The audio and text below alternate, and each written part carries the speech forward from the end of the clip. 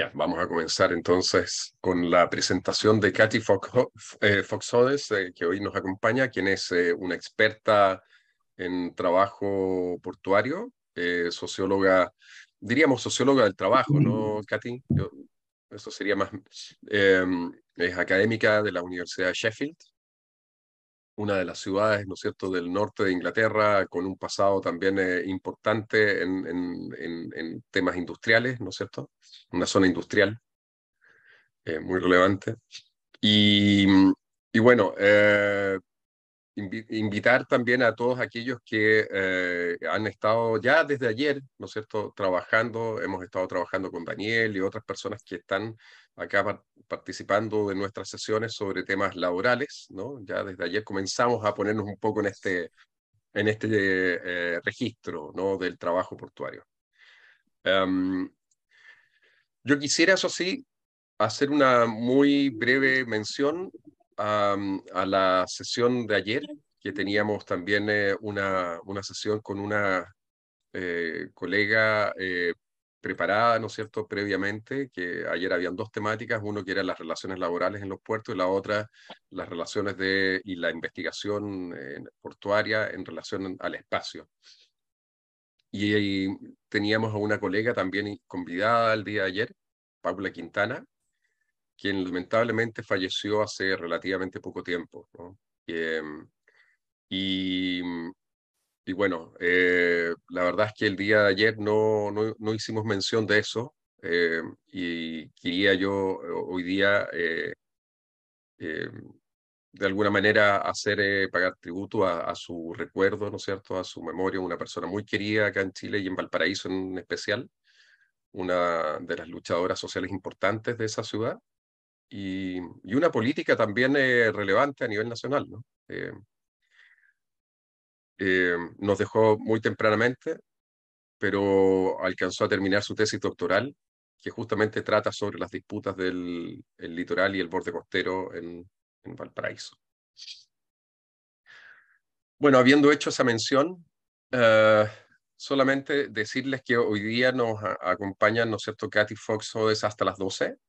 ¿No? Entonces vamos a dejar que Katy haga su presentación y vamos, como es habitual, al final de ella, abrir el espacio para que todos aquellos que quieran hacer comentarios o preguntas tengamos la oportunidad de hacerlo. Katy va a presentar en castellano, así que posiblemente eso nos va a facilitar mucho más la comunicación. ¿Mm? Ok, bueno, Katy, por favor, adelante. Gracias, gracias. Bueno, primero quiero dar las gracias a Hernán por invitarme a dar esta charla hoy día y por organizar este excelente programa. Eh, bueno, antes de empezar les quiero pedir paciencia conmigo porque hace tiempo que hablo mucho castellano, así que ando por ahí, pero si me falta algo, a lo mejor le pregunto a Hernán si me podía ayudar a traducir un poco. Bueno, ok. Así que voy a compartir mi pantalla. ¿Se puede ver? Sí, ok. Muy bien. Sí, perfectamente. Ok, ya.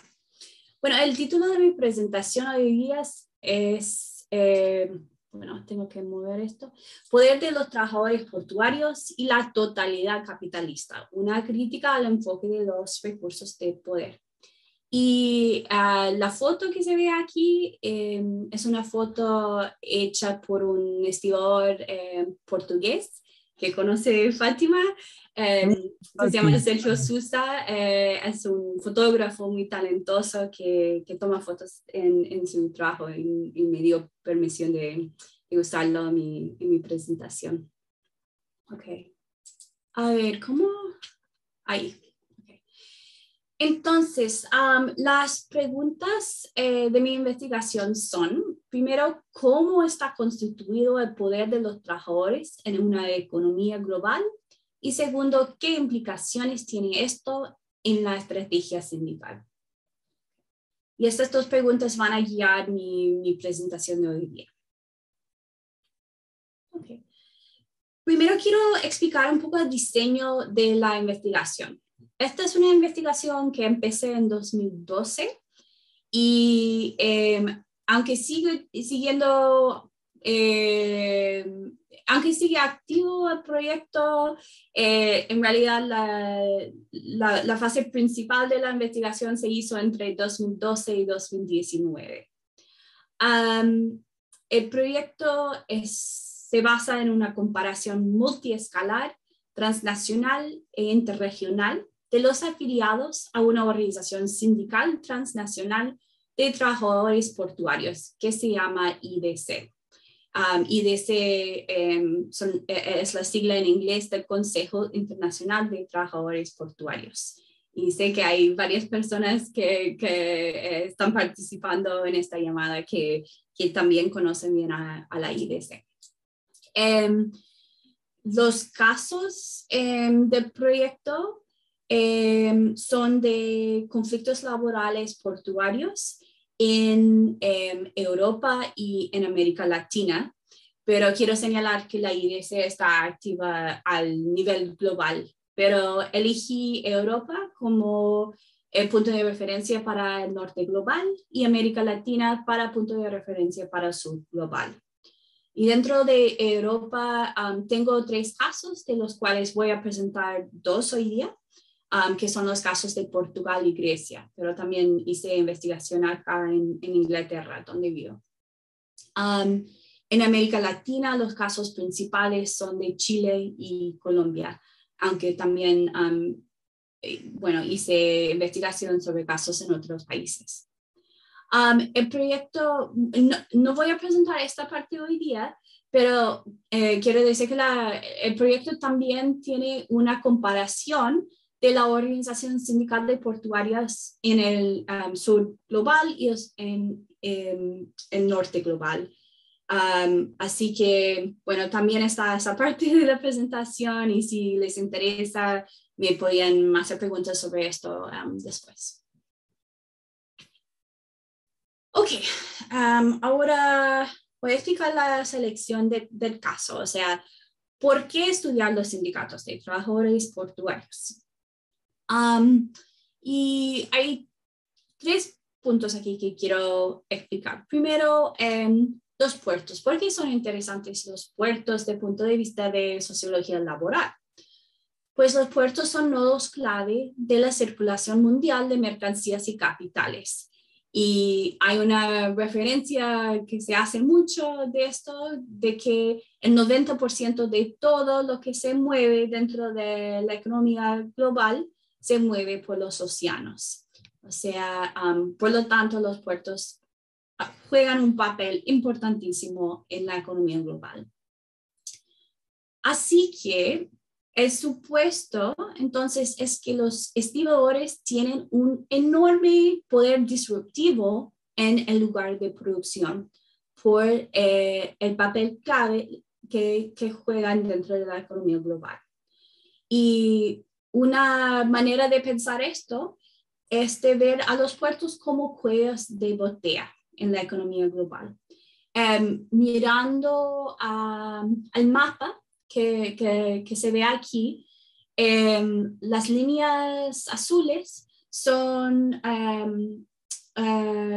las vías más traspasadas por los barcos. Y los círculos negros son los puertos más grandes del mundo.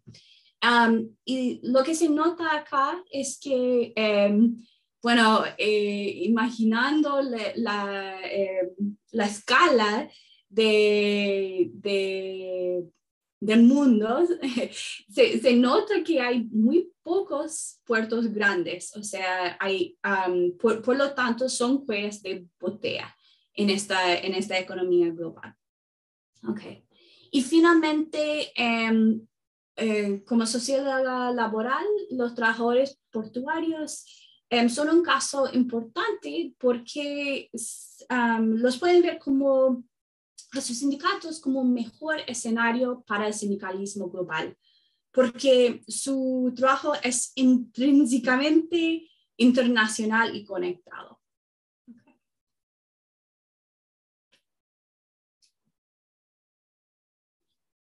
Voy a explicar brevemente la metodología del proyecto.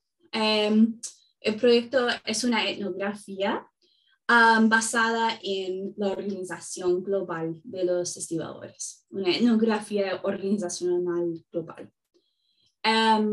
Como ya mencioné, el trabajo de campo fue realizado principalmente entre 2012 y 2019. Hice investigación de campo en 40 ciudades en 20 países. Eso incluyó entrevistas a fondo a más de 80 activistas sindicales, clave de nivel local y nacional, observación participante en 17 reuniones internacionales y en más de 30 sedes sindicales locales, y análisis de las actas de reuniones relevantes, de publicaciones sindicales, de la cobertura informativa y de las redes sociales. Okay. Sí que antes de pasar a la literatura teórica que uso en el proyecto, voy a explicar brevemente los antecedentes de la IDC.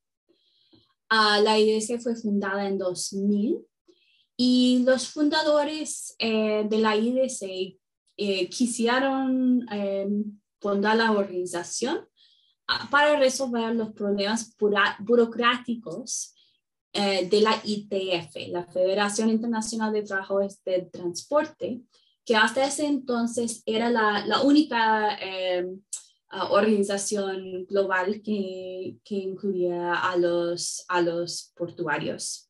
En los años 90 hubieron unos conflictos laborales icónicos en el puerto de Liverpool, en Inglaterra, y en el puerto de Charleston, en Estados Unidos.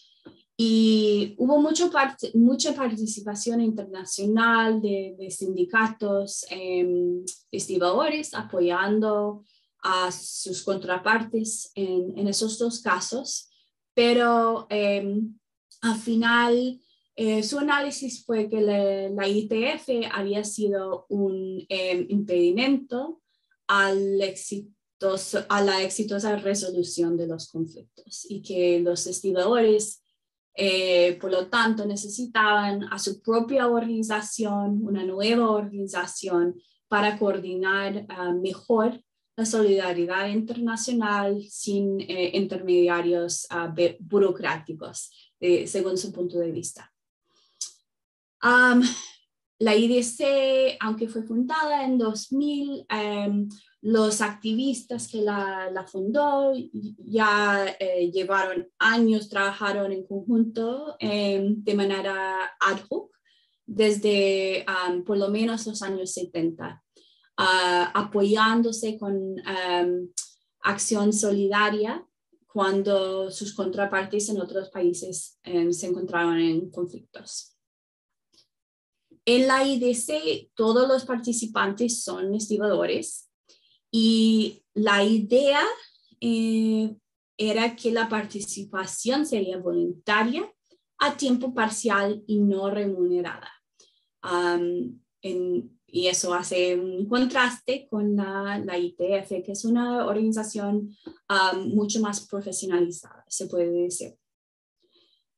Dentro de la IDC, la idea era que las decisiones se tomarían por consenso y se ratificarían en asambleas locales. La organización es independiente, aunque los afiliados suelen ser sindicatos con orientación política de izquierda. Y la IDC representa a más de 100,000 estibadores de todo el mundo. Ok. Entonces, ahora voy a pasar a explicar la literatura teórica que forma parte de mi proyecto, que fue mi punto de embarcación cuando empecé el proyecto. Así que voy a empezar con el trabajo de una socióloga norteamericana que se llama Beverly Silver, que escribió un libro que se llama Forces of Labor, Fuerzas de Trabajo. Y en ese libro ella utiliza y expande la idea de un análisis del poder de los trabajadores que hizo otro sociólogo norteamericano que se llama Eric Olin Wright. Y según Olin Wright y Silver, el poder de los trabajadores se puede entender dividiéndose en dos partes. Una parte es el poder estructural y la otra parte es el poder asociativo. Según Silver, el poder estructural consiste en el poder acumulado por los trabajadores sencillamente por su ubicación en el sistema económico. Sin embargo, el poder estructural igual está dividido en dos partes. Así que la primera parte es el poder de negociación de mercado. Este es el poder que los trabajadores poseen cuando tienen cualificaciones o conocimientos escasos. Un ejemplo de esto serían los pilotos, ¿cierto? Pilotos de aviones. O cuando existe una baja tasa de desempleo en el sector, lo que los hace valiosos para el empresario y difíciles de sustituir. Estamos viendo mucho de esto ahora actualmente en Inglaterra por causa de Brexit, porque faltan muchos trabajadores, había muchos más trabajadores de Europa que ya se fueron y porque hay una escasez de trabajadores en muchos sectores, pueden ganar mejores sueldos que antes. Ok, así que ese es el poder de negociación de mercado. También el poder estructural se puede referir a poder de negociación en el centro de trabajo. ¿Y esto qué quiere decir? Este es el poder que tienen los trabajadores cuando ocupan una posición estratégica en el proceso de producción y o en la economía en general, de manera que una acción perturbadora impondrá graves costos al empleador. Y bueno, los ejemplos clásicos de estos serían los mineros de carbón, los trabajadores de ferrocarril o del transporte por lo general. Cuando paran, hay un efecto inmediato y directo que les da mucho poder de negociación. Ok, ese es el poder estructural. De otro lado está el poder asociativo. Este es el poder que tienen todos los trabajadores organizados en sindicatos, porque el poder asociativo sencillamente es lo que obtienen los trabajadores a través de su organización colectiva. Así que la idea acá es que todos los sindicalistas tienen poder asociativo, pero solamente algunos tienen poder estructural, porque el poder estructural se basa en la ubicación en el sistema económico. Ok, entonces voy a explicar un poco más la significación de eso. Y para explicarlo voy a citar a Beverly Silver de su libro. Y para ella este poder de negociación en centro laboral está visto un poco como una bala mágica. Y ella explica lo por qué. Y ella dice, el poder de negociación en el centro de trabajo incumbe a los trabajadores que están inmersos en procesos de producción fuertemente integrados, en los que una interrupción del trabajo localizada en un punto clave puede causar perturbaciones a una escala mucho mayor que la propia interrupción. Corresponde a los trabajadores que están inmersos en procesos de producción estrechamente integrados, en los que un paro localizado en un nodo clave puede causar trastornos a una escala mucho mayor que el propio paro. Este poder de negociación se pone de manifiesto cuando se paralizan líneas de montaje enteras a causa de un paro en un segmento de la línea y cuando empresas enteras que dependen de la entrega puntual de piezas se paralizan a causa de huelgas de trabajadores ferroviarios. Okay. Y la foto a la izquierda es una foto de un paro muy icónico de Estados Unidos de los años 30, que se llama el paro sentado, porque los trabajadores se sentaron y ocuparon una fábrica automotriz. Fue un paro muy exitoso que resultó en la organización sindical de todo el sector automotriz de Estados Unidos. Y bueno,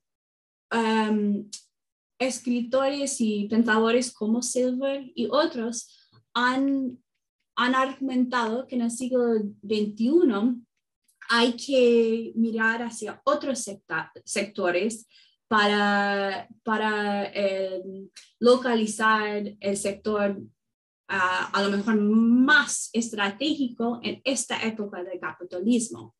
Así que en el siglo XX, la producción masiva, como en el sector automotriz o el sector textil, era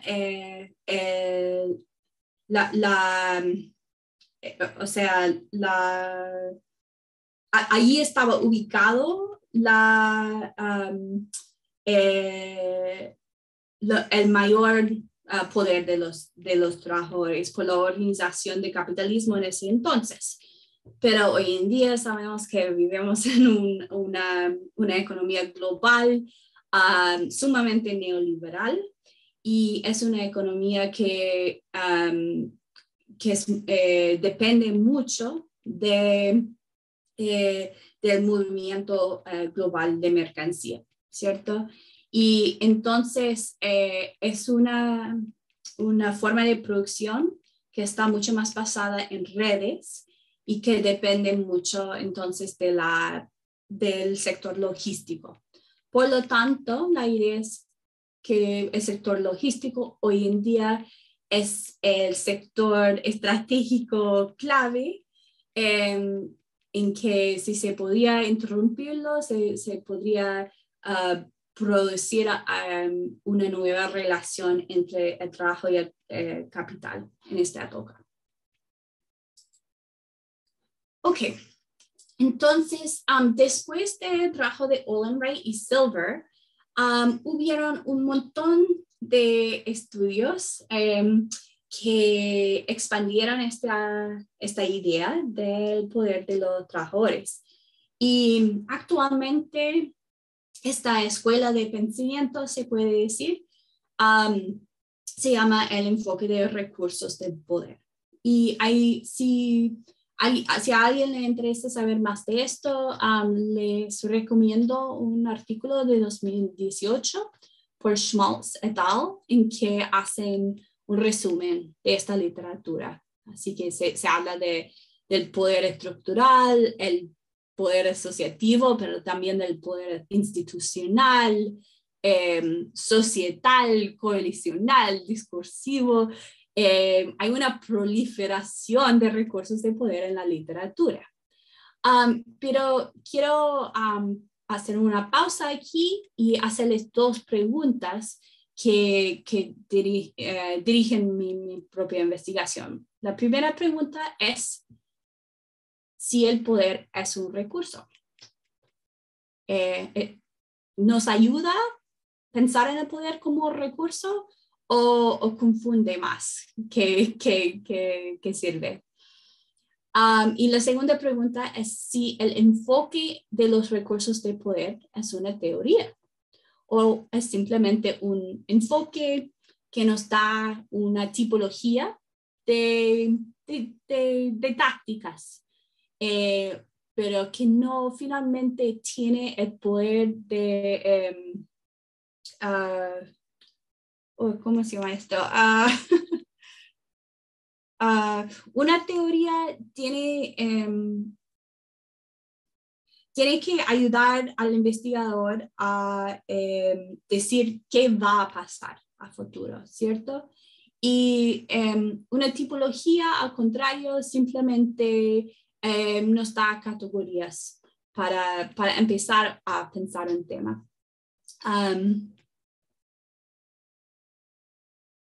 ¿Será predecir o explicar lo que Gracias, sí. Sí, muchas gracias, sí. Sí, tiene una teoría tiene que tener esa capacidad de predecir, ¿cierto? Y yo diría que el enfoque de recursos del poder no tiene esa capacidad, sino que nos da una tipología para empezar a pensar cuáles son las tácticas que pueden usar los trabajadores cuando están en un conflicto. Ok. Entonces, pasando de la literatura teórica, voy a explicar los casos empíricos. Y aquí estoy utilizando 4 casos del proyecto. 2 son de América Latina y 2 son de Europa. Y en cada región hubo un conflicto con una solución exitosa y un conflicto sin solución.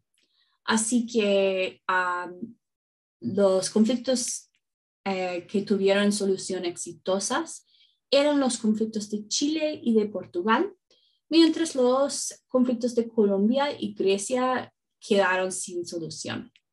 Y vamos a verlo por qué. Ok, primero, aquí tenemos el caso colombiano. En este caso, los estibadores estaban luchando por la organización a nivel del puerto para conseguir derechos sindicales básicos. Esta foto es del puerto de Buenaventura, que está en la costa del Pacífico de Colombia, y es el puerto más grande del país. Es un puerto muy importante porque de ahí exportan materiales primarios que forman la base de la economía de Colombia y en su inserción en la economía global. Buenaventura es una ciudad con una muy alta tasa de pobreza y de violencia, pero no siempre fue así. Hasta los años 90, los estibadores colombianos tuvieron un sindicato nacional que era bien fuerte y que sirvió para dar buenas oportunidades laborales a la población de la ciudad de Buenaventura. Buenaventura es una ciudad bien aislada geográficamente del resto del país. Es una ciudad afrocolombiana. La gran mayoría de la población son afrocolombianos. Y como ya señalé, las condiciones de la vida en esa ciudad cambiaron mucho por la privatización del puerto.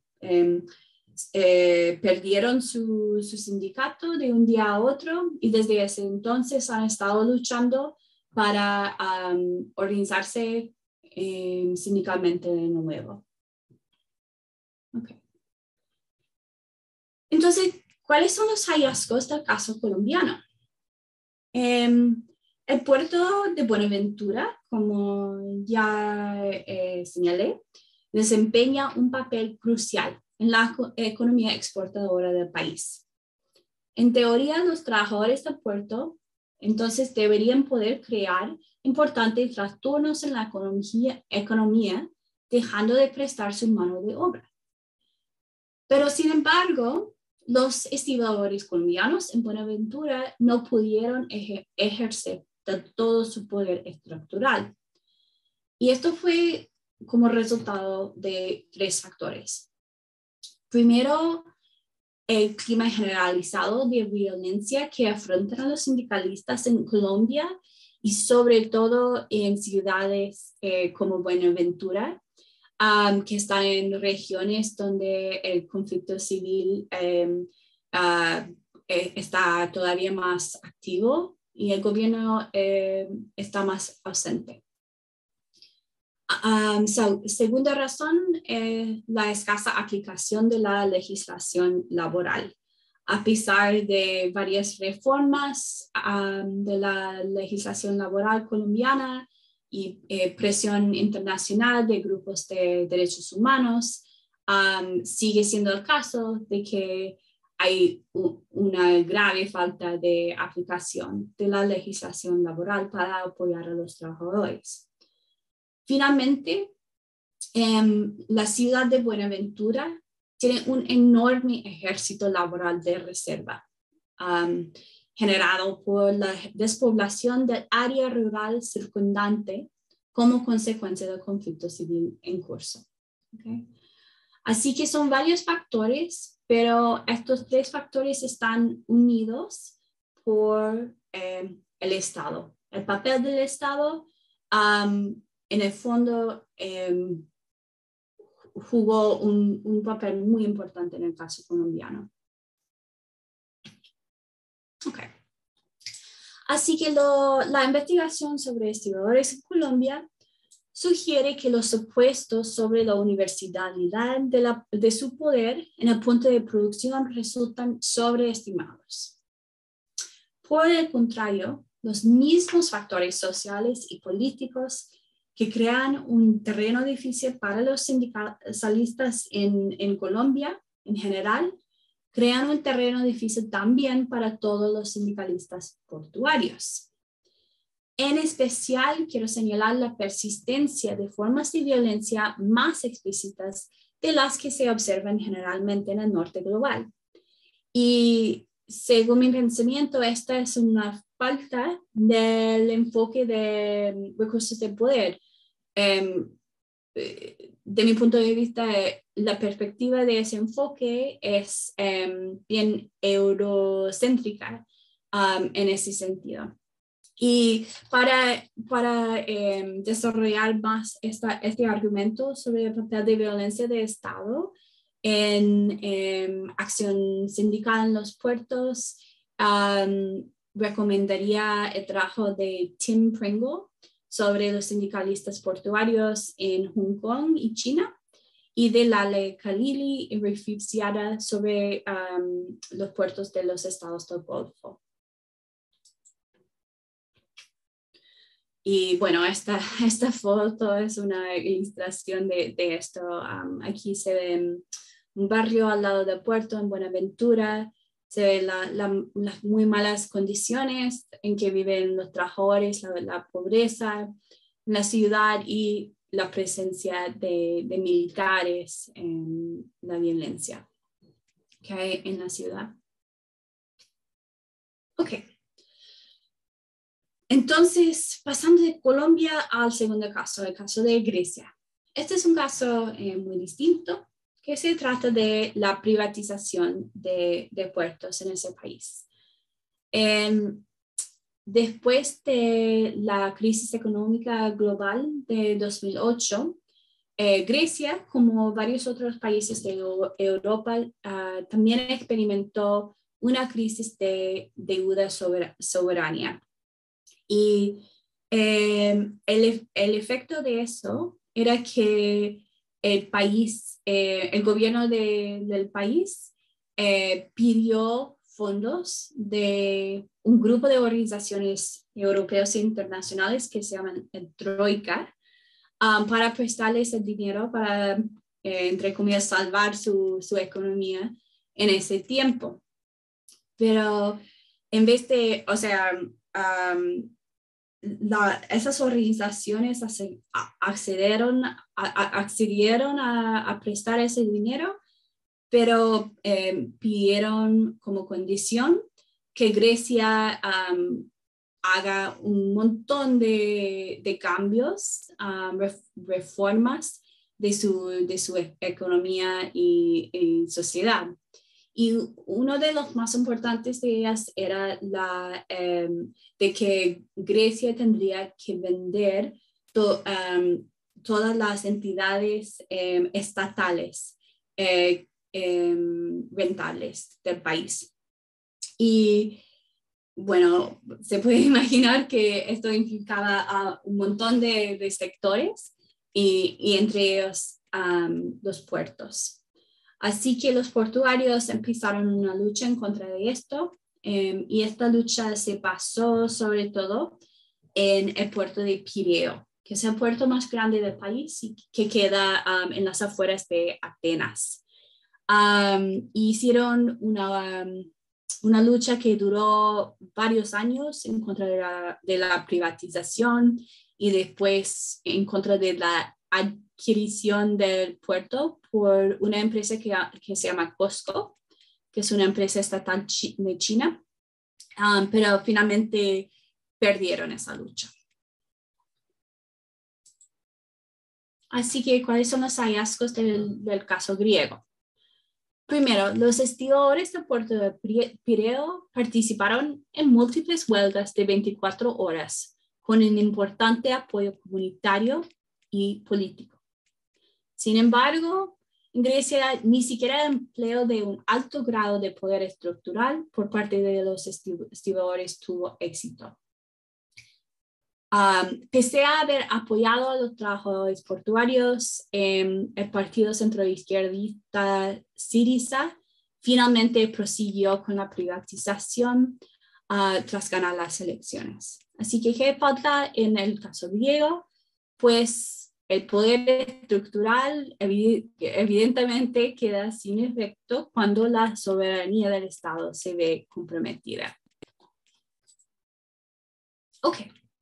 Después el caso chileno, que seguramente mucha gente aquí habrá seguido. Bueno, la parte de la larga lucha chilena que incluyo en el estudio son las huelgas nacionales por el sindicalismo sectorial. Que formó parte de una lucha en los años 2013 y 2014, en que los estibadores se organizaron a nivel nacional y lucharon por su hora de descanso y el pago de atraso, entre otras cosas, temas locales, otros temas nacionales. Pero eso era el enfoque principal. ¿Cuáles son los hallazgos del caso chileno? Pues tuvieron éxito al combinar una estrategia laboral eficaz con una estrategia política eficaz. Hubieron huelgas nacionales de semanas de duración en 2013 y 2014 con el apoyo de otros trabajadores y aliados del movimiento social. La IDC hizo una amenaza de bloqueo y algunos de los entrevistados me dijeron que eso sirvió como un punto de inflexión de las negociaciones. El Estado entonces se vio obligado a participar en la negociación colectiva sectorial tripartita por primera vez en el país desde antes de la dictadura.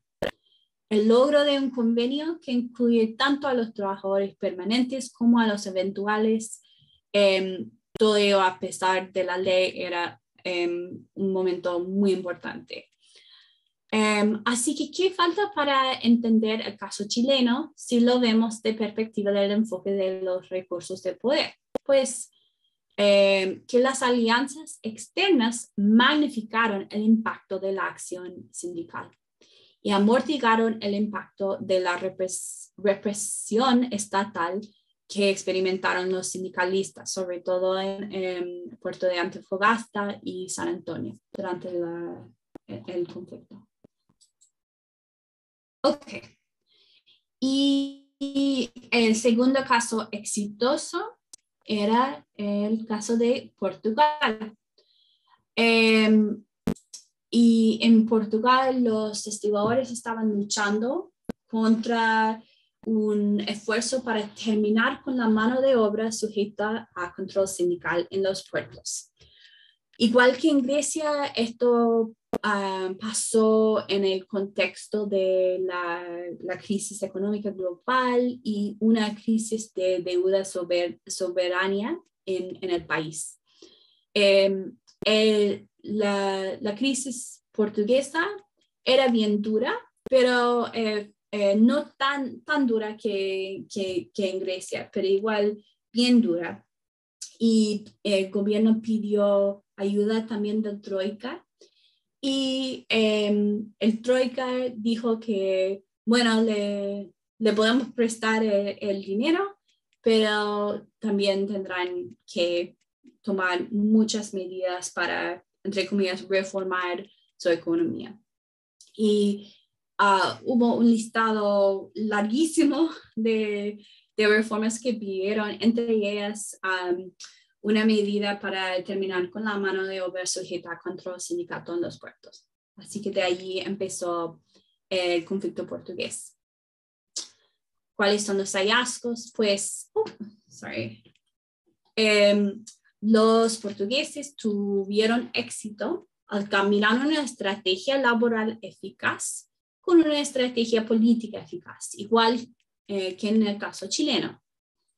Hicieron unas huelgas selectivas con el apoyo de otros trabajadores y aliados de movimientos sociales.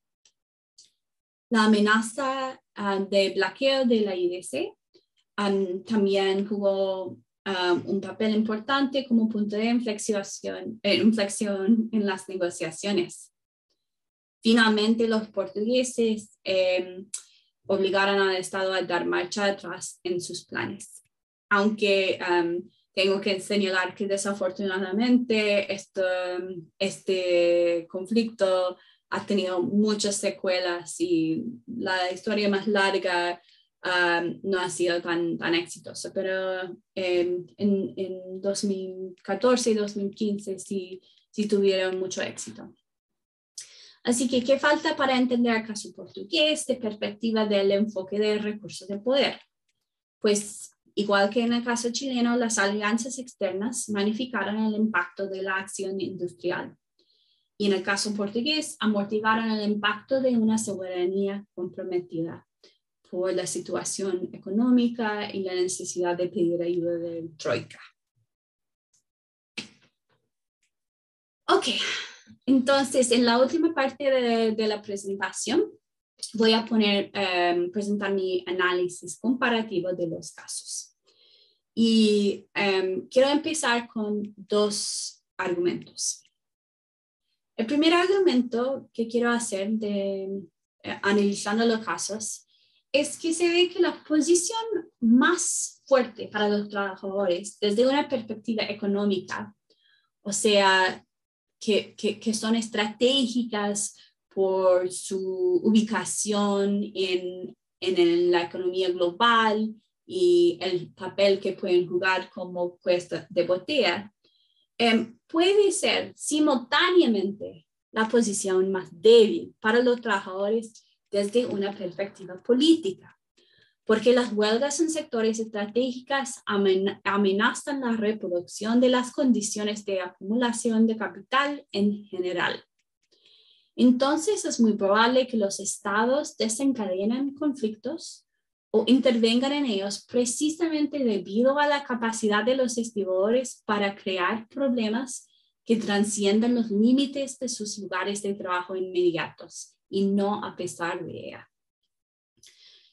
Entonces, los mayores retos a los que se han enfrentado los estibadores en las últimas décadas han provenido del Estado y no de los empleadores. Y aquí estoy hablando de lo que he visto a nivel global. Y eso no quiere decir que los estibadores de varios países no han enfrentado situaciones graves con empleadores. Pero bueno, aquí estoy hablando a nivel global. Y la amenaza de liberalización, privatización, represión y todo el resto que viene del Estado, no del empleador. Así que se requiere revisar el marco de poder de los trabajadores, donde el Estado sea co-constitutivo y no mero contexto para el ejercicio del poder de los trabajadores. Okay. El segundo argumento es que en los conflictos laborales en los que se impusieron los estibadores, estos combinaron el poder de negociación en el lugar de trabajo con un sorprendente grado de poder asociativo, como alianzas con otros trabajadores, movimientos sociales y partidos políticos de izquierda. Yo quiero decir con esto que esto no es una coincidencia, sino un giro estratégico necesario en un sector en el que el Estado tiende a desempeñar una y otra vez un papel central en las disputas. O sea que estas disputas son intrínsecamente políticas, aunque el contenido de la disputa se trata solamente de un tema en el lugar de trabajo. Al atraer a otros sectores de la sociedad civil para que apoyen sus luchas, los estibadores aumentan las posibilidades de que el Estado intervenga en nombre del capital, lo que hace más probable que su estrategia industrial les permita imponerse. Las alianzas externas entonces amplifican el impacto de la acción sindical y amortiguan las amenazas de represión estatal o de soberanía comprometida. O sea que un conflicto en un sector estratégico siempre va a implicar el Estado y por lo tanto los trabajadores de esos sectores encuentran de una vez a otra que es necesario formar alianzas con otros grupos en la sociedad civil para combatir no solamente el empleador, sino a la vez el Estado. Ok. Entonces, pasando a esos dos argumentos, yo estoy trabajando en desarrollar un nuevo marco teórico que puede incluir todo esto. La idea aquí es que el concepto de poder estructural en particular, el enfoque de los recursos de poder en general, es insuficiente para comprender el poder de los trabajadores y en el sector portuario y más allá, fuera de él. Como vemos en los casos, el poder estructural no siempre es utilizable, como en el caso colombiano, y su utilización no siempre conduce a resultados satisfactorios para los trabajadores, como en el caso griego. ¿Por qué? Por el papel del Estado en los conflictos entre capital y trabajo.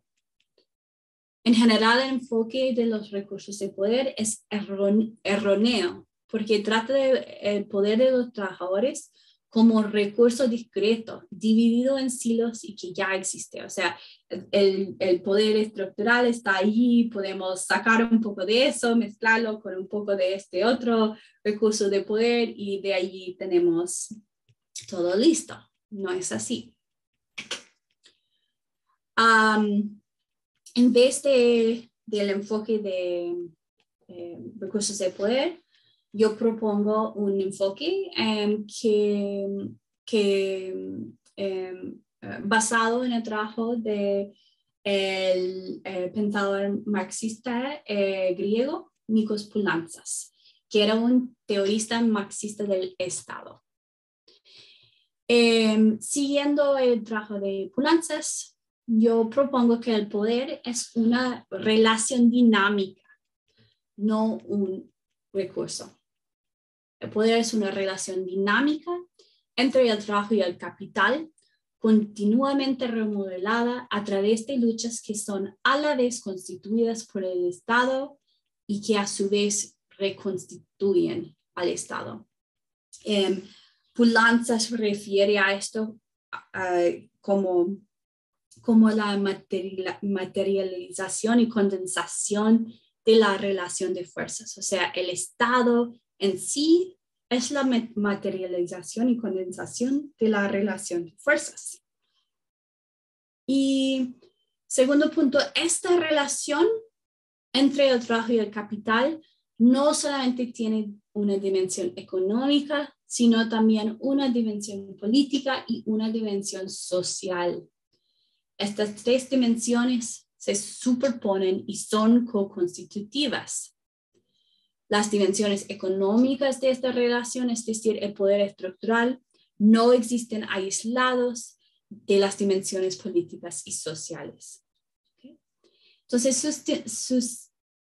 sustancialmente, esto requiere que el Estado vuelva a entrar a la teoría.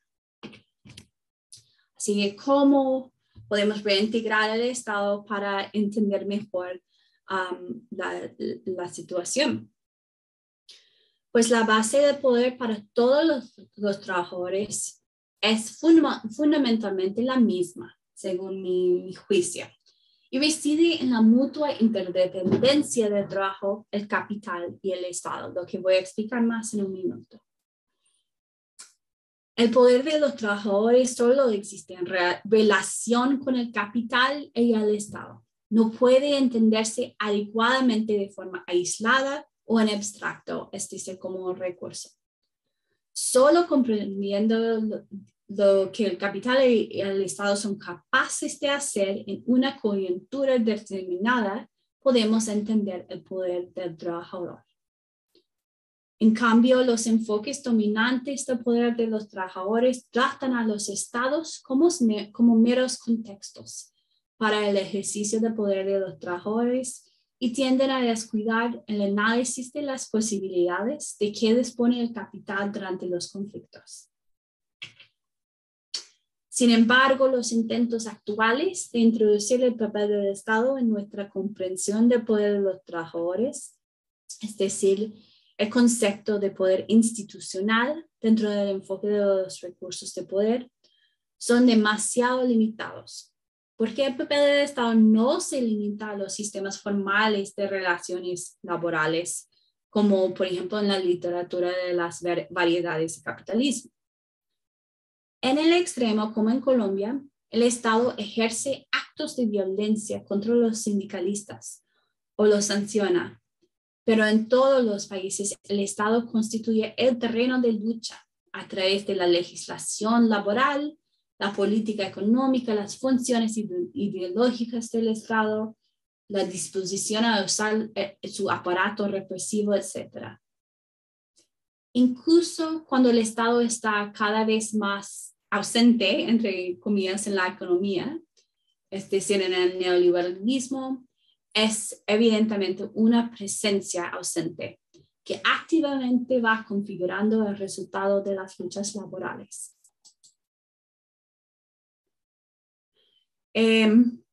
Quiero explicar un poco más esta idea de interdependencia entre el Estado, el capital y el trabajo y cómo esto influye al poder y estrategia laboral. Así que, ¿de qué depende esta interdependencia?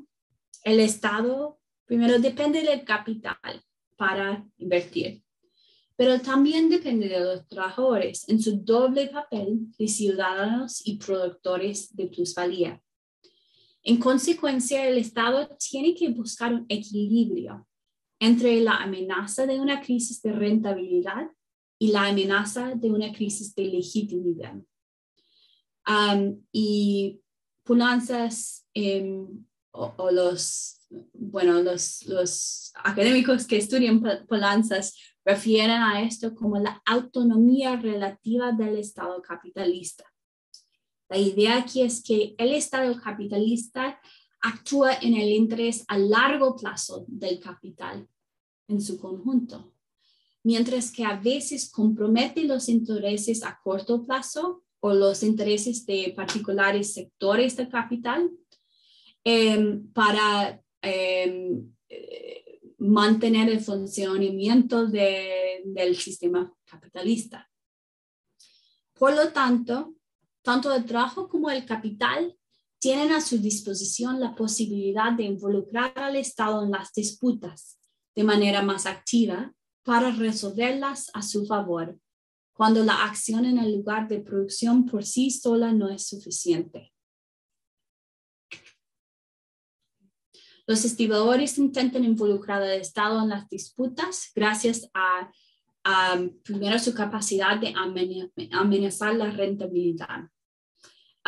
O sea, la reproducción de las condiciones de acumulación de capital mediante la interrupción del comercio internacional.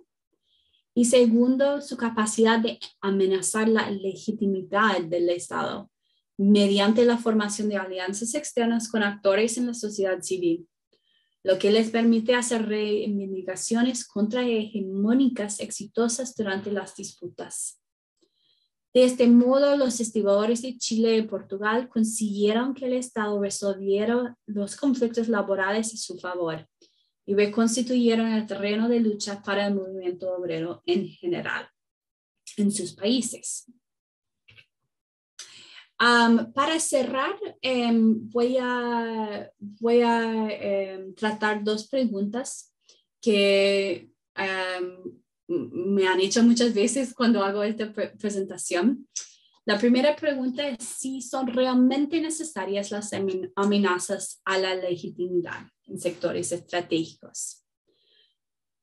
Para responder, yo diría que la información de las entrevistas que hice deja claro que los propios activistas portuarios las consideran un factor crucial en su éxito. O sea, consideran que formar alianzas con la sociedad civil para enfrentar al Estado, tanto al empleador, son cruciales. El trabajo eficaz en la sociedad civil sirve tanto para magnificar el impacto de la acción sindical como para amortiguar el aparato represivo del Estado y la soberanía comprometida. Ejemplos históricos sugieren que cuando los trabajadores de sectores estratégicos se aíslan social y políticamente, hay mucho más posibilidades de que sean víctimas de los esfuerzos dirigidos por el Estado para aplastar las bases materiales de su poder. Ok, y la última pregunta que voy a hacer es, ¿qué hace entonces estratégicos a los sectores estratégicos? Silver argumentaría que la posición en el sistema económico hace que ciertos sectores sean estratégicos, debido a su mayor capacidad para crear vulnerabilidades para el capital. Yo, en cambio, sostengo que los sectores estratégicos lo son por su mayor capacidad de crear vulnerabilidades en el Estado capitalista, lo que hace más probable que estas luchas se politicen con consecuencias que van más allá del grupo inmediato de trabajadores implicados.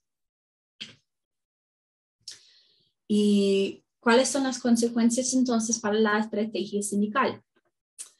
Pues debido al doble interés del Estado por la rentabilidad y la legitimidad, se crean vulnerabilidades tanto a través de la perturbación económica como del trabajo ideológico con los aliados de la sociedad civil. Por esta razón, los trabajadores de sectores que no se consideran estratégicos desde el punto de vista económico pueden asumir el papel de liderazgo intelectual y moral dentro del movimiento obrero. Sin embargo, las luchas obreras más poderosas son las que consiguen amenazar al Estado por motivos tanto económicos como ideológicos. En conclusión, debido al papel central del Estado en la configuración del conflicto entre el trabajo y el capital, los trabajadores estratégicos necesitan de otros sectores de la clase obrera, tanto como otros sectores de la clase obrera necesitan de ellos, para presentar reivindicaciones contrahegemónicas plausibles, protegiéndose al mismo tiempo contra la posibilidad de represión estatal y aumentando la posibilidad de que sus luchas acaben por reconfigurar el terreno en favor de los trabajadores. Por lo tanto, la construcción de un movimiento obrero fuerte requiere la construcción de vínculos intersectoriales de mutuo beneficio entre los trabajadores de los sectores económicamente estratégicos y los trabajadores y otros aliados capaces de plantear reivindicaciones contrahegemónicas plausibles. Muchas gracias. Voy a dejar de compartir la pantalla.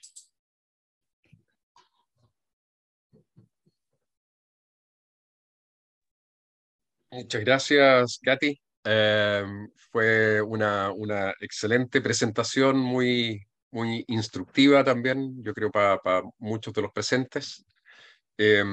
Así es que fue como una especie de tour de force también por un montón de teorías interesantes, ¿no?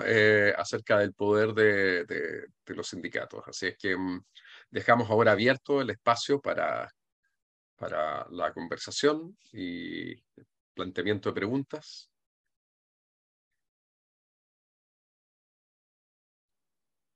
mientras los...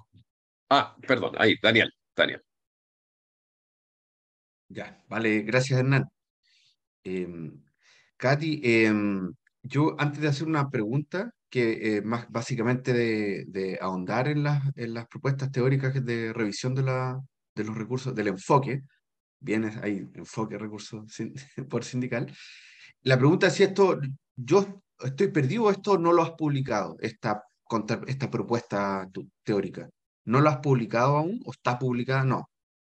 No, estoy escribiendo un libro actualmente con esta Ah, ya, teoría. Ujú. eso, ya, estamos esperando. Sí. A ver, la sensación que tengo, quiero despejar una duda está asociada con que no es que tú digas que el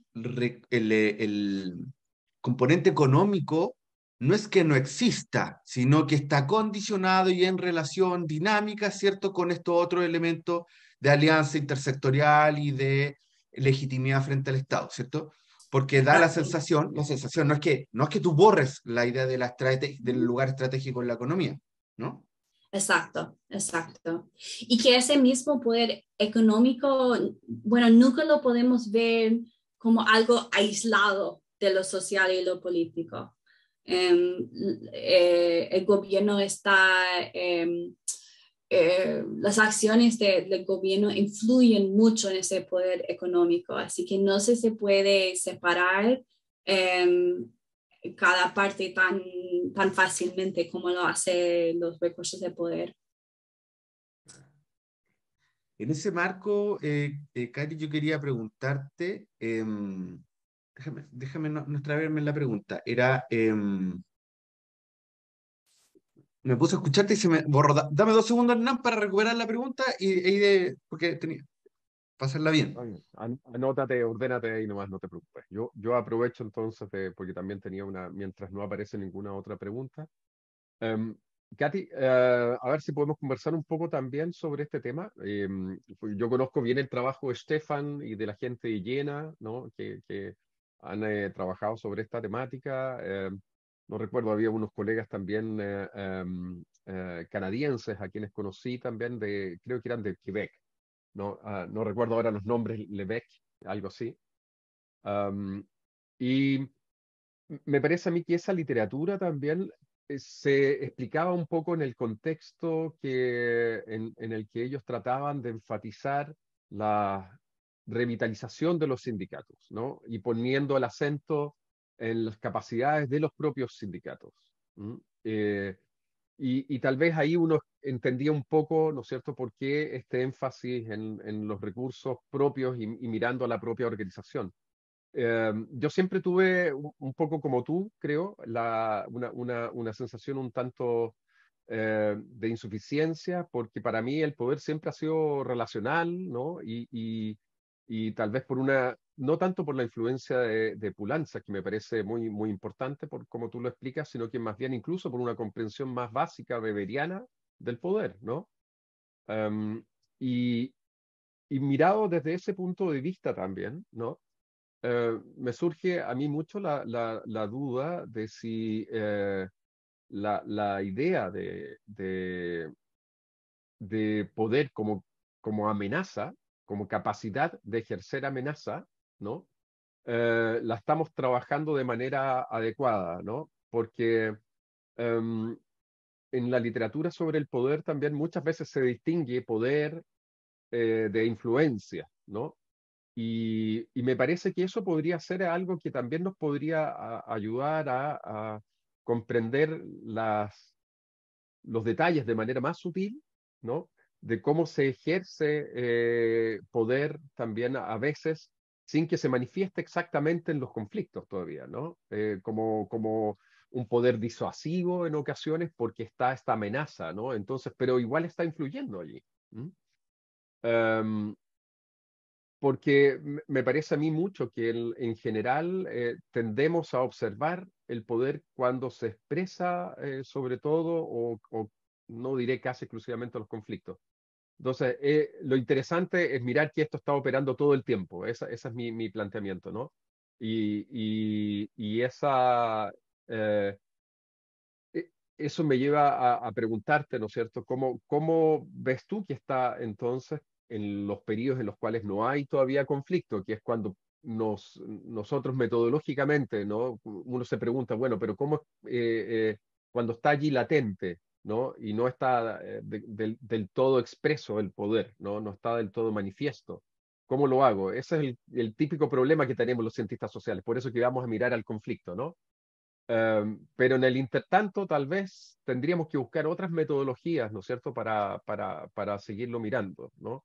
No sé si tienes allí alguna idea sobre eso. No, es una excelente pregunta. Lo que se me ocurre en responder es hacer referencia un poco más al trabajo de Poulantzas, y lo que me gusta de su teoría es precisamente esta idea de que el Estado siempre trata de llegar a un equilibrio. Y yo creo que esa idea de equilibrio a lo mejor va un poco hacia lo que estás diciendo sobre estos periodos donde no hay conflicto. Podemos entenderlo como un periodo de equilibrio en que el Estado ha logrado llegar a eso. Bueno, nunca va a ser un equilibrio para siempre, ¿cierto? Porque el capitalismo es dinámico, los conflictos siempre vuelven, pero entre los conflictos existen estos periodos de equilibrio, y me gusta mucho, por lo tanto, la teoría del Estado de Poulantzas, de que el Estado en sí es la materialización y condensación de las relaciones de fuerzas. O sea, esa relación de fuerzas está ahí siempre, pero como tú estás diciendo, se nota o se ve o se puede analizar a lo mejor más fácilmente durante esos periodos de conflicto, pero no significa que no existe en esos periodos en que no hay conflicto, sino que simplemente hay un equilibrio que se ha logrado, que mantiene a ese sistema más o menos estable por un tiempo, hasta el próximo conflicto en que hay una nueva materialización, me cuesta mucho esa palabra, materialización y condensación de fuerzas y un nuevo equilibrio. Así. Gracias por la Muchas gracias, muy interesante, Katy. ¿Le parece que Darío, por favor, y María Fátima, que volvamos a Daniel, que me imagino que ahora se ha ordenado? ¿Ya? Muchas gracias. Sí, me ordené.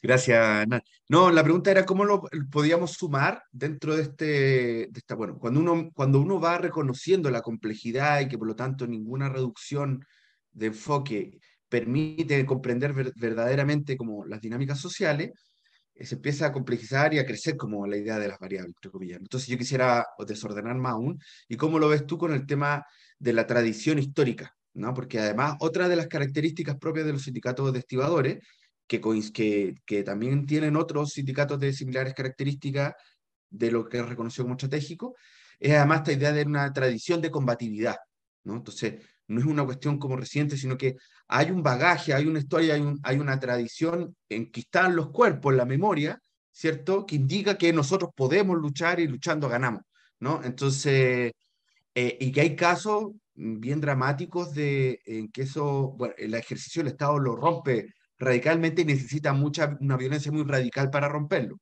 ¿no? Pero bueno, por lo mismo, porque es proporcionalmente a algo tan fuerte, hay que oponerle algo muy fuerte también, ¿no? Entonces, ¿cómo tú puedes, no sé si estás de acuerdo con esta idea inicial y cómo se podría incorporar, sumar en la dinámica de lo que tú estás proponiendo?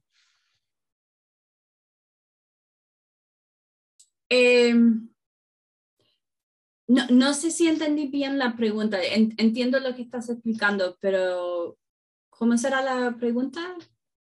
Si en el fondo es posible, o de qué manera se habría que incorporarlo como un elemento más, o es plausible de explicar dentro de esta combinación de factores que tú estás proponiendo, ¿cierto?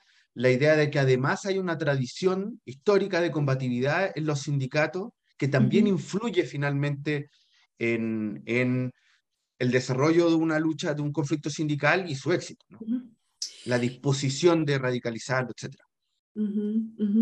O sea, la parte de la agencia de los trabajadores, a eso. No, de la tradición, de la historia, una Sí, historia de sí, lucha, sí.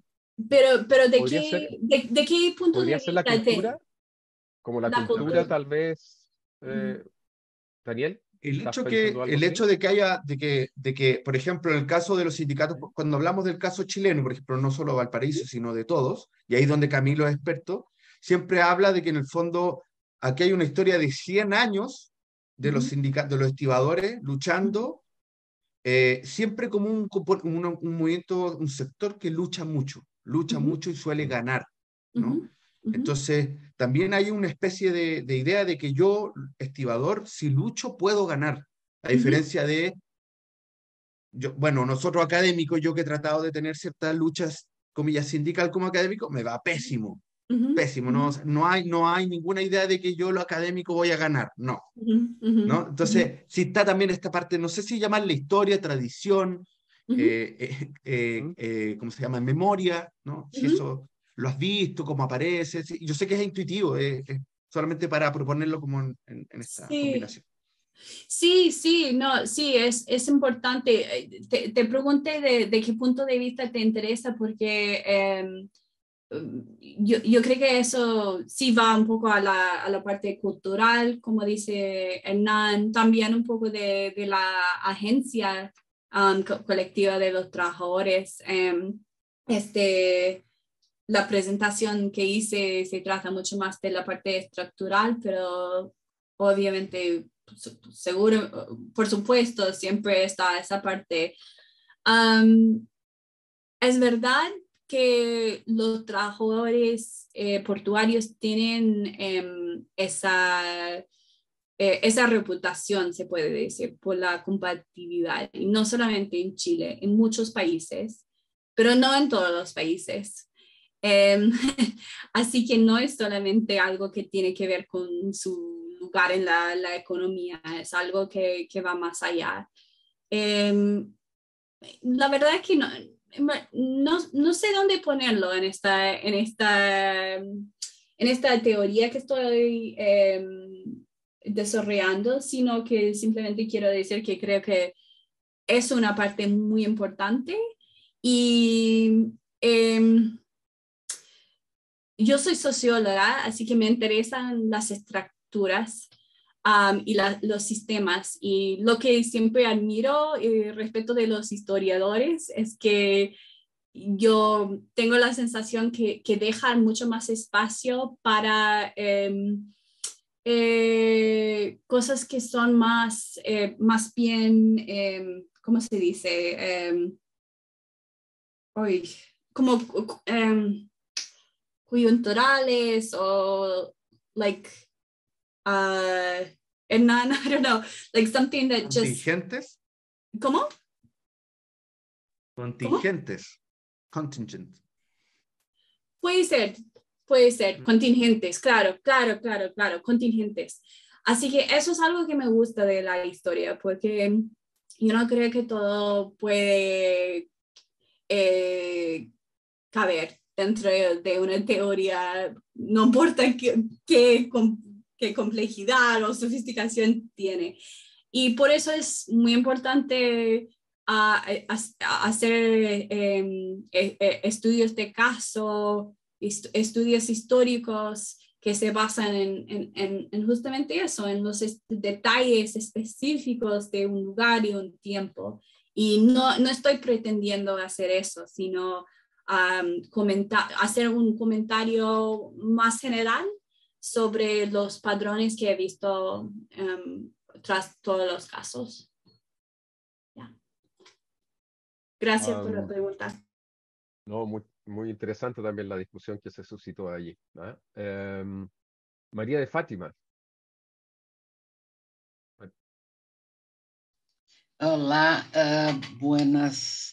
buenos dias, Kate. É muito bueno ouvi-la Eu quero lhe perguntar, não sei se essa é uma pergunta, mas uma reflexão, um pensamento, se tem alguma ideia do que se passa hoje em Portugal.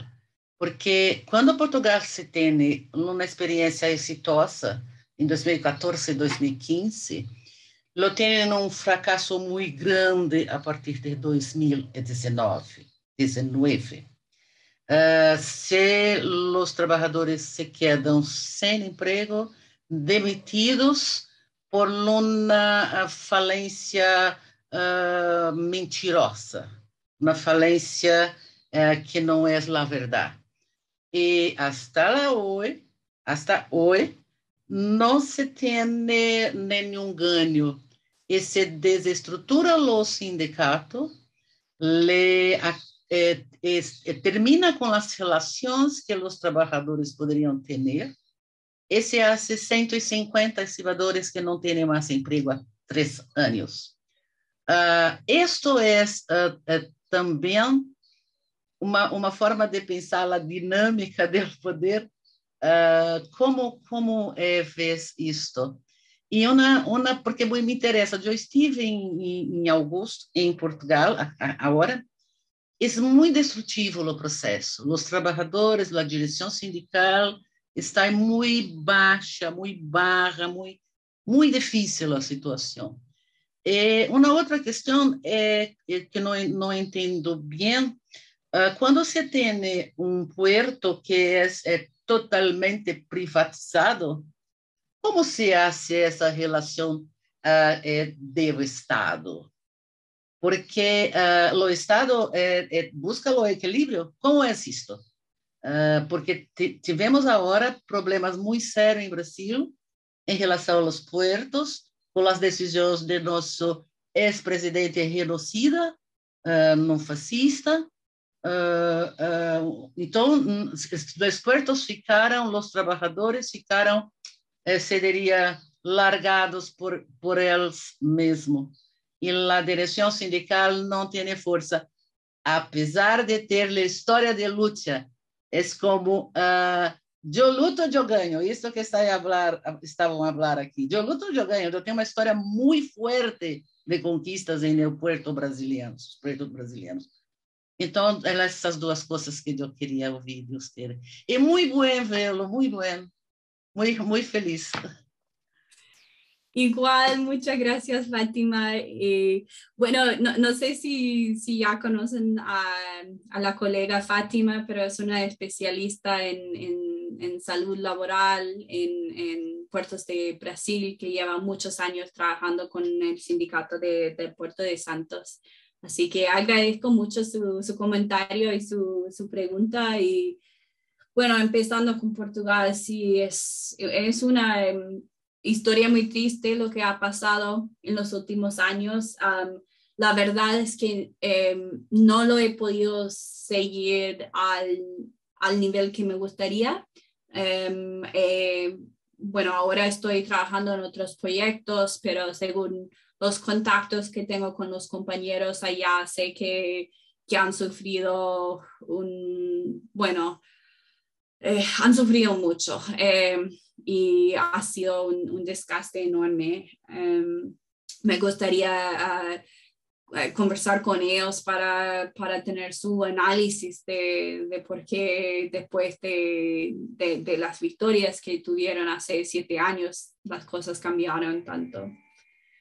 En tanto del papel del Estado en los puertos privados, pues no sé si entendí bien la pregunta, pero creo que, bueno, en casi todos los casos que estudié, los puertos sí son privados. Los puertos, el modelo, bueno, ustedes sabrán que el modelo que se ve más en el mundo portuario es el modelo de terrateniente, landlord model. ¿Eso se entiende bien? Sí, terrateniente. Landlord model, ya. En que las empresas privadas proveen servicios pero no son los dueños del puerto en sí, y que generalmente hay una autoridad pública que, que gobierna el puerto. Pero por lo general los puertos funcionan con capital privado. Así que el papel del Estado que quiero señalar con este estudio no tiene que ver con esa parte, pero sino con lo que hace el Estado más allá, que influye en lo que pasa dentro del lugar de trabajo, que quiere decir la legislación laboral, que permiten o no que los trabajadores hacen cuando tienen un conflicto, si el gobierno decide entrar con militares o la policía o llevar a los trabajadores a cárcel, como en casos más extremos, pero que finalmente no son tampoco comunes. O sea, me interesan más esos factores del Estado, no el factor de que si son dueños de los puertos o no, porque hoy en día por lo general no lo son. Tá. Não, solamente completar, porque para você entender, é que em Brasil se está num processo de que se chama desestatização do porto. Então, a administração, toda a administração é a cargo do privado. Não só os muelles, todo se fica ao privado. Isso é que hace uma diferença muito grande nessa relação de equilíbrio. Por esto yo pregunté a usted. Gracias. Muchas gracias, María Fátima. Darío, qué bueno verte, porque te habíamos visto solamente antes escribiendo y teníamos que hacer tus preguntas, así que qué bueno que ahora la puedes hacer tú. Buenos días a todos y buenas tardes a Katy. Katy, nos conocemos del año pasado en la presentación del libro que hicimos. Darío, no sé si logran oírla bien, pero yo no te logro oír completamente. ¿Verdad? Sí. ¿Y ahora? Si sacas tu imagen un momento, quizás solo para hacer por último la pregunta. A ver, ahora. Ahí, dale. A ver, ahora, ¿se escucha mejor? Yo creo que es un problema con tu micrófono, Darío, lamentablemente. A ver. No te logro oír. ¿Tú le oyes bien, Katy? Lo oigo bien, pero con un eco. A ver, Darío, adelante. Porque hay otra gente que me dice que sí escucha. Dale, Darío. A ver, ahora. Sí. A ver, ahora, ¿se escucha? Ahora sí. Sí, ahora se oye bien. Bueno, la tecnología presenta trampas para todo el mundo. Tengo dos micrófonos y parece que un micrófono saltó al otro, por eso no me escuchaban. Bueno, decía que nos conocemos con Katy del año pasado y del anterior, porque colaboré en la producción de un libro que hizo Robert Ovitz. El libro se llama Workers' Inquiry and Global Class Struggle, y que trata un montón de casos en el mundo de diferentes formas de organización y de lucha. Y en ese libro le interesó a Robert trabajar un texto que lo estuve trabajando bastante aquí en Argentina, que es el de El poder de los camioneros. La pregunta es, ¿qué para en Argentina cuando paran los camioneros o qué interrumpen en la reproducción del capital? Yo lo quería citar no para hablar de mí, sino casualmente a Valparaíso y a Buenos Aires, a los que vivimos en Valparaíso y en Buenos Aires, a ambos nos llaman porteños, o sea, ciudadanos del puerto. Y la constitución económica de la Argentina ha estado absolutamente centrada, a partir del descomunal poder inglés, en desarrollar los ferrocarriles desde y hacia Buenos Aires para sacar la producción por el puerto de Buenos Aires. Una economía, a diferencia de la chilena o de otras, esencialmente agroganadera. Las vacas, los cueros, el trigo, etcétera, etcétera. Me refiero a un periodo histórico importante. Es decir que, a diferencia de otras ciudades de este seminario tan interesante, el poder o las luchas no han estado centradas en el puerto o entre los portuarios, propiamente dicho, sino sino que han estado centradas en el poder de los proveedores o de quienes llegaban a los puertos. Históricamente, los ferroviarios. Cuando paraban los ferroviarios, míticas huelgas ferroviarias en la Argentina o de los talleres ferroviarios, se paralizaba el país y se paralizaba la reproducción del capital y la renta, que en ese momento originalmente era británica, luego obviamente, como sabemos, después de la Segunda Guerra Mundial fue transfiriéndose a ser más multinacional y más norteamericana. Sucede que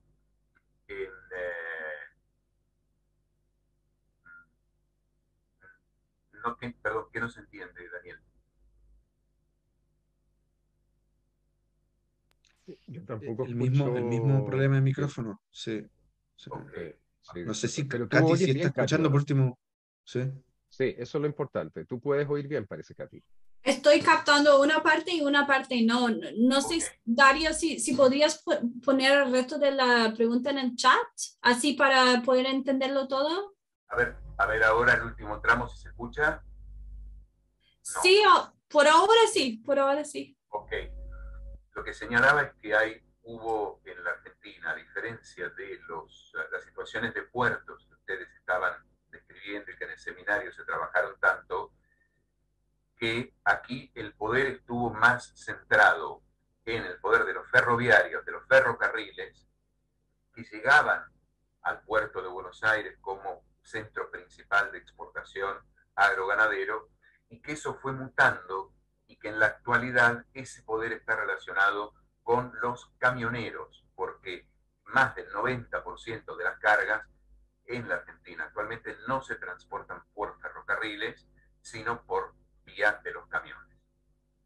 Y que eso tiene muchísimo que ver con cómo el poder, el consenso de Washington, etcétera, ha promovido la privatización de diferentes sectores de la economía y también, obviamente, la privatización de los puertos. Entonces, coincidiendo con el punto de vista que planteabas en cuanto a la relación de poder que se va estableciendo, me parece muy interesante señalar que el proceso del consenso de Washington en sus diferentes etapas ha impulsado no solamente la privatización de los puertos y la privatización de sectores económicos estratégicos, sino que como el Estado es la única posibilidad de lugar de mediación e intermediación que señalabas en tu exposición, ahora apuntan fuertemente a la destrucción de la legislación laboral establecida en diferentes países, entre ellos en la Argentina, conquistas ganadas, por supuesto, por los trabajadores a lo largo de más de 100 años, y que entonces todas las recomendaciones para cualquier crisis económica o no crisis económica, cualquier planteo está relacionado con una reforma laboral y una reforma previsional, o sea, de qué modo la gente no se va a retirar o se va a retirar, se va a jubilar más tarde, y de qué modo se destruyen los beneficios sociales de modo tal de arrinconar a los sindicatos. Digo todo esto subrayando tu teoría, como tu exposición, de que hay factores que están en juego que no son solamente el estructural, es decir, la interrupción, la posibilidad de interrupción de captura de la renta por parte del capital. Y por eso quería señalar que a diferencia de otros casos interesantísimos que se han hablado aquí, en el caso de la Argentina no es el puerto de Buenos Aires. La privatización de los puertos se ha dado en un lugar, se ha dado sobre el río Paraná y luego Paraguay, que está más hacia el norte. Es muy interesante el fenómeno para que lo busquen y lo estudien, donde los 10 principales puertos de exportación están los 10 en manos privadas.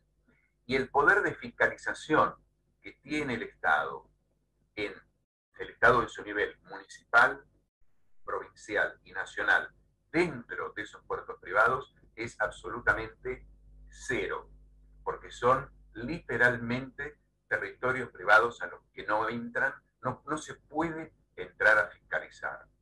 Entonces, ahí el poder sindical puede ser muy fuerte, pero sin la fiscalización posible del Estado como intermediación, como mediación, no hay ninguna posibilidad de avanzar.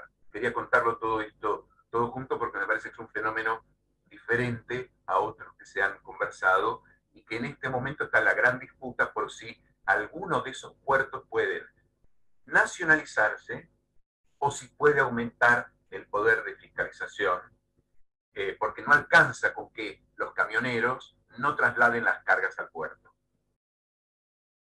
Más o menos va por ahí.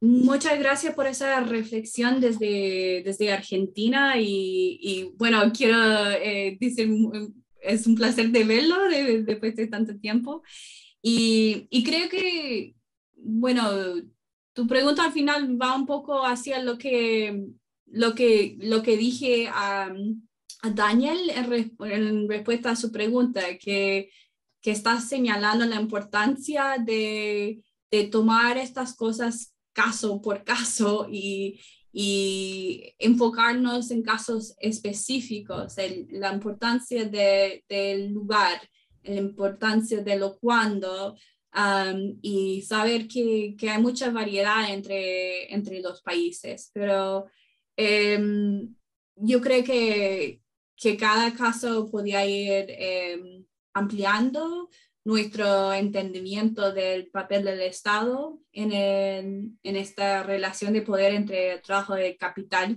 Pero no sé si estabas sugiriendo de que eso negó lo que estaba proponiendo o que va en otra dirección. Esa parte no entendí. No. Al contrario, confirmaba Ya. lo que exponías, de que está esa interrelación. Solo yo que hice agregar puntualmente que hay una propuesta concreta del Banco Mundial de destruir la legislación que finalmente está en manos del Estado, porque ese es el modo de darle el golpe final al poder que pueden tener los trabajadores y los sindicatos. Perfecto, sí, ya entendí. Sí, pues muchas gracias por esa reflexión.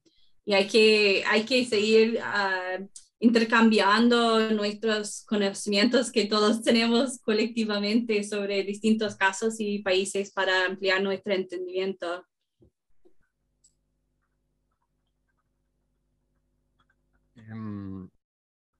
Yo quisiera, dado que no hay otra palabra ahora, yo quisiera preguntarte también, Katy, respecto de cómo has visto tú que has estado mirando en distintos puertos en el mundo, si has visto diferencias muy significativas respecto de los niveles de desarrollo de las democracias en cada uno de esos contextos, ¿no?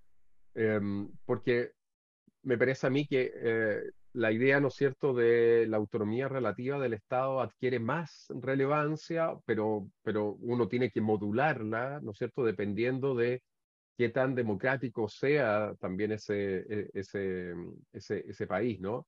Se vuelve efectivamente más poderosa la demanda por legitimar eh, en aquellos contextos en los cuales hay una democracia más en forma, más poderosa, ¿no?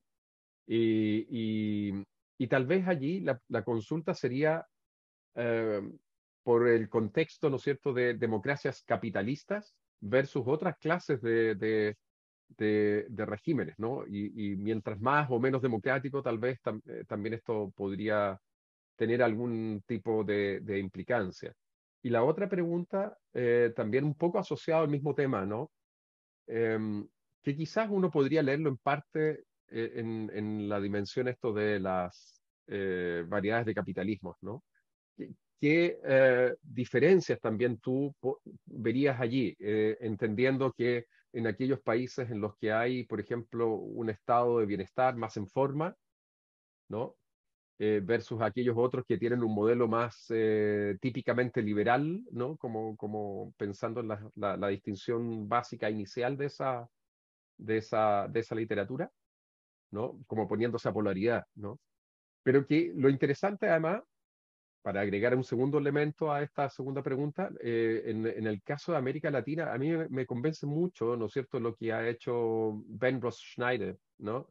Refiriéndose a este capitalismo jerárquico en América Latina. Y en particular en el caso de Chile, yo creo que vemos mucho de eso en los grupos de inversionistas privados que hay en los puertos, ¿no? Los Fonapen, ¿no es cierto? Los Luxich en algún momento, ¿no es cierto? La importancia que tienen también de la integración vertical de algunos sectores productivos, ¿no? Y desde ese punto de vista también me parece que es interesante ver cómo esas variedades de capitalismo, ¿no? Podrían también intervenir un poco en estos elementos que tú pones como, no sé si como una tríada, ¿no es cierto? Capital, Estado, sindicatos, pero eso. Gracias. Bueno, la primera pregunta se trató de la influencia del contexto democrático. Y bueno, esto no sé si será un poco controversial, pero estoy muy dedicada a la idea de que la teoría de la autonomía del Estado no depende del contexto democrático. Esto es algo que trato mucho con mis estudiantes porque donde enseño, la mayoría de nuestros estudiantes de magíster vienen de China, vienen a Inglaterra de China para estudiar. Y estoy enseñando relaciones industriales de Inglaterra. Obviamente es un contexto nacional totalmente distinto que el contexto en China. Pero con los estudiantes tenemos muchas oportunidades de hacer esa comparación. Y además tengo muchos colegas que hacen estudios laborales en China. Y China es un contexto autoritario, es un contexto por lo general muy, muy difícil para el sindicalismo independiente. Hay un sindicalismo estatal, pero no se permite el sindicalismo independiente. Pero, sin embargo, especialmente en los últimos 10 años, hemos visto una ola de activismo sindical y laboral en China a pesar de la ley, a pesar del gobierno, que, bueno, muchas veces se han enfrentado con mucha represión estatal, pero muchas veces han ganado mucho los trabajadores, sobre todo en las fábricas. Así que yo no... con mis alumnos, bueno, siempre les digo que la legitimidad sí tiene importancia, la legitimidad del Estado en China sí tiene importancia. Tiene importancia, todos los regímenes autoritarios no pueden seguir para siempre si no tienen ninguna legitimidad. Y bueno, a lo mejor es un poco un punto de vista más bien como posición de fondo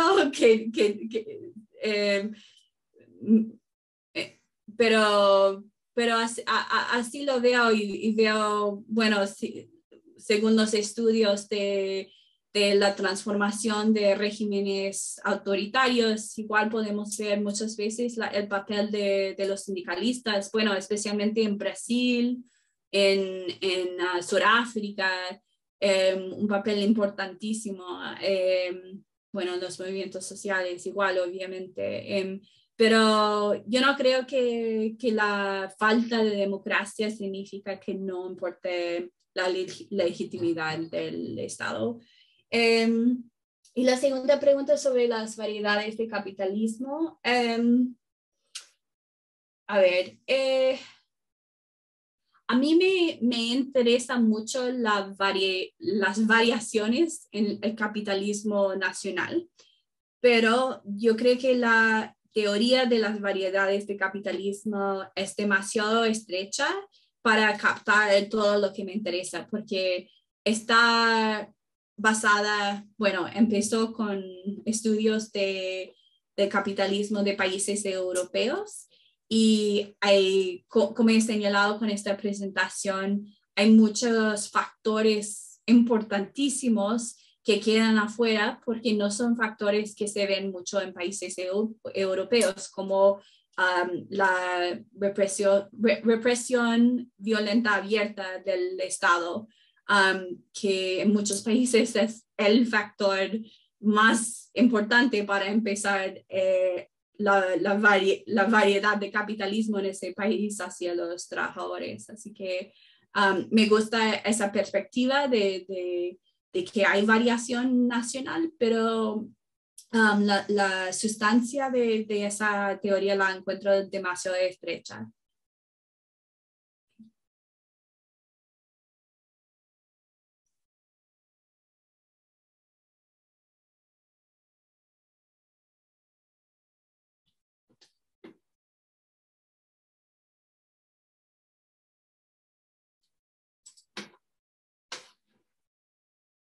No se escucha nada. Perdón, sí, me di cuenta, me acabo de dar cuenta. Parece que no hay más consultas o comentarios y yo creo que nos estamos entonces acercando al final de la presentación de Katy. Solo comentarles que yo subí el archivo ahí al chat del libro que mencionó Darío, al parecer, para que lo puedan bajar probablemente.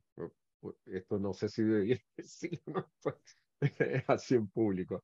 Bueno, esperemos que los autores no se sientan mal por eso.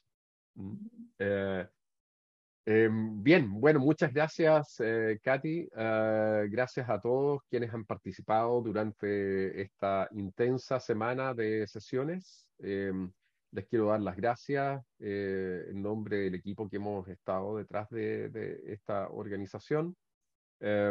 Recordar que esto forma parte de un curso que vamos a dejar colgado en el repositorio de nuestra Facultad de Filosofía y Humanidades de la Universidad Austral de Chile en algún tiempo más. Así que ustedes van a poder probablemente verlo allí y esperamos compartir también esos enlaces y que tenga un efecto de multiplicación estas conversaciones que hemos sostenido, ¿no?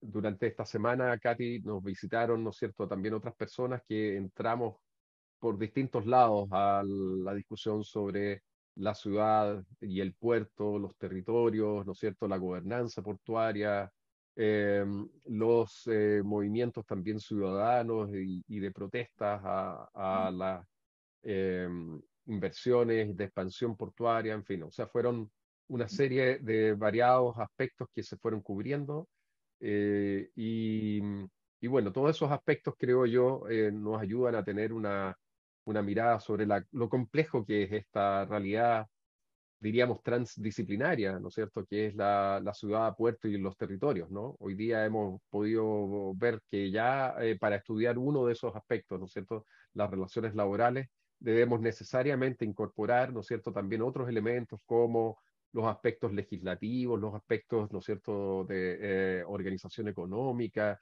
los aspectos, ¿no es cierto?, de la relación con el Estado, en fin, ¿no? Hay muchos elementos, las tradiciones, las historias, ¿no es cierto?, sindicales, como decía Daniel. Así es que invitarlos a que sigamos en contacto todos, ¿no es cierto? Puedan ustedes seguir también contactándonos. Nosotros vamos a seguir trabajando en estas temáticas. Recientemente se ha aprobado también un proyecto que va a ser una especie de follow-up de este proyecto, así es que probablemente vamos a tener todavía más oportunidades para seguir organizando encuentros como este en el futuro próximo. Así es que bueno, sin mayor alargue, ¿no es cierto?, innecesario, desearles el mayor de los éxitos en este año que comienza, ¿no? Y muchas gracias entonces por haber estado acá en este encuentro que ha sido también facilitado en parte por nuestra Agencia Nacional de Investigación, la ANID, y que ha financiado también esta posibilidad de apoyar este curso, ¿no?, con un proyecto, el FOBI 210070, y gracias a nuestra universidad también, la Universidad Austral de Chile, que pone todo para que nosotros podamos hacer estas actividades.